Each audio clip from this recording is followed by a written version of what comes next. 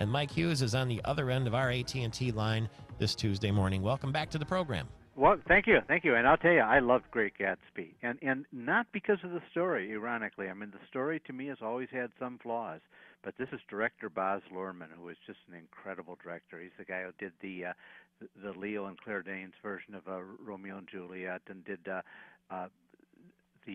just a whole bunch of other just great films. And man, I mean, the story of Great Gatsby is one where you'd never tell the director, "Oh, could you do a little less?" I mean, there's no way you can overdo it, and this just lets him let loose. I mean, every moment on that screen is just spectacular. I just love sitting and watching everything unfolding on that screen. So I think people should definitely see Great Gatsby. You know, forget any flaws in the story or anything else. Just sit back and enjoy a true movie experience.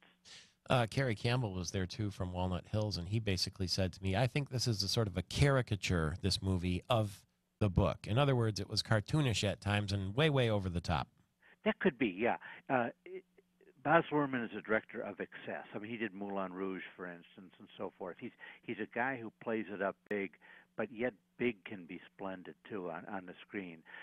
And Leo's great. I mean, yeah, you're right. Leo plays this character. Leonardo DiCaprio plays the character quite broadly, but still, it's an amazingly moving performance that he shows there.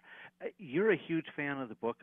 I'm not a fan of the book. I'm not a fan of the story even, but I'm a fan of this movie. Why don't you like the story? Oh, I just don't see that much to it. I mean, it's just a guy who, to me, is fairly blank. It's the portrait of a fairly blank guy.